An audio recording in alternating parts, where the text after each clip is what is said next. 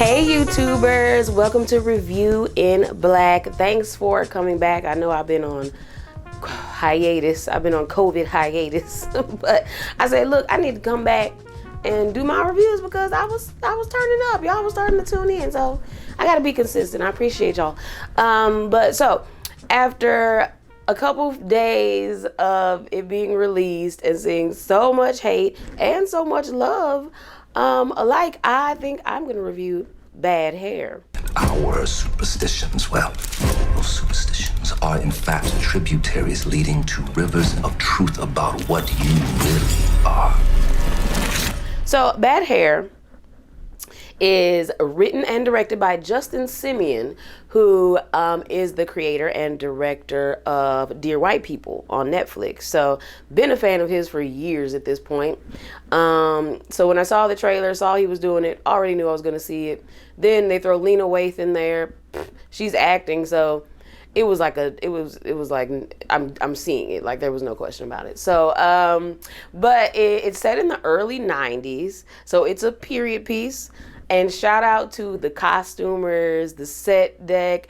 Everybody killed it when it came to making this really feel like the early 90s. As an 80s baby, I very much remember the 90s and the way my mother dressed and the way her friends dressed and the way singers dressed. So they hit the nail on the head with this. The lead actress is a virtual newcomer. I've never seen her in anything. Her name is Elle Lorraine.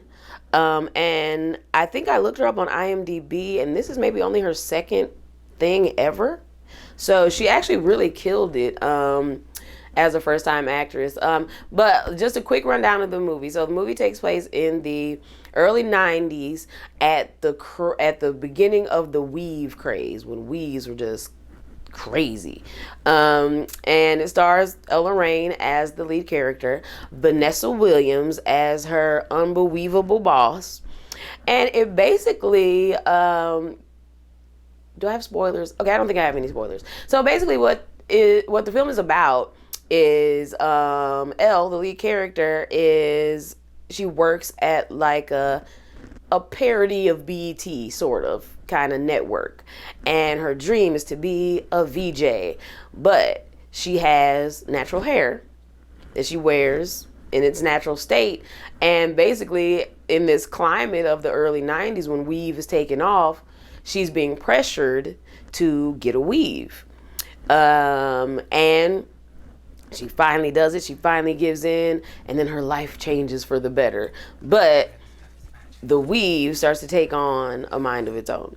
And I can't say anything more than that because it'll be a spoiler. So, but if you like quirky little like horror movies, Shaun of the Dead, sort of funny, like it's perfect. And I think a lot of people aren't getting it maybe, but I like the shtick. I like the 90s shtick, and it's hilarious. I have so many cool cameos. Kelly Rowland's in there playing like a fake little Janet Jackson character. Usher Raymond is in there. Jay Farrow's in there. It's really lit if you're a lover of just the culture of the 90s. But yeah, so she gets this weave and everything changes for her, and but then the weave starts to take on a whole like Feed Me Seymour sort of Little Shop of Horrors thing, and I think it's funny. I think it's purposely sticky, like it's purposely goofy. So like I hope people aren't thinking that it's goofy by accident. Like it's definitely like a parody of 80s 90s horror movies. So first of all, I love black period piece comedies like this, the Black Dynamites and stuff like that. I love this sort of stuff because I'm a huge fan of 80s movies, huge fan of 70s movies. So this is right up my alley, and I've always wanted black people to do more films like this because I think we get stuck in this thing where we feel like we got to be so serious all the time, or our comedies have to be a certain, you know what I mean? Like, I think it's time for us to get into the quirky, and this is perfect. Just like Sorry to Bother You. I thought that was an amazing movie because it was so different.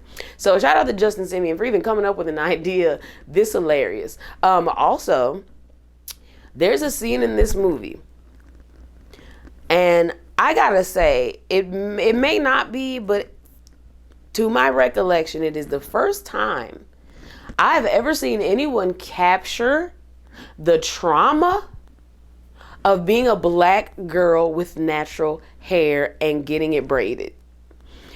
Growing up with big old Rudy Huxtable hair, I had to go through the terror of getting my hair French braided every Sunday night or whenever before the school week started. And if you were tender-headed, it is a whole nightmare. Like, I've never seen tender-headedness captured so perfectly. Shout out, Justin. Like, you are killing it. Like, you killing it. So, but yeah, it's a whole like chemicals versus weave versus natural hair thing. And I love it. I think it's super cute. It has Jay Farrell that used to be on Saturday Night Live, who's not funny at all to me, but he's hilarious in this character because he's playing like a Bill Bellamy, like a fake Bill. It's hilarious. So I don't know if people aren't getting it, or I don't know, but I find it hilarious. It's great for Halloween, so this would be a perfect day to watch it with your family. Go check out Bad Hair. It's hilarious. It's on Hulu right now, and it was actually at the drive-in here in Atlanta, and I missed it, and I so wanted to go see it at the drive-in. It would have been such a cool experience.